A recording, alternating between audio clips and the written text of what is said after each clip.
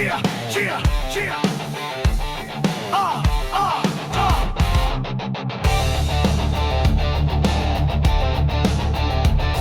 Hey, hey.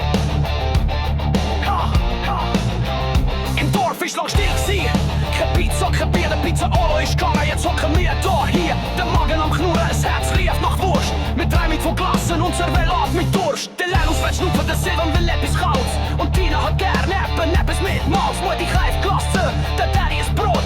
Und ab mit der Nacht eine Pizza zur Not. Oh Dorfladen, oh Dorfladen, wir wollen dich wieder haben. Es ist Herbst die Zeit. Mit Schinken, Gipfeli und Bier frisch und gut.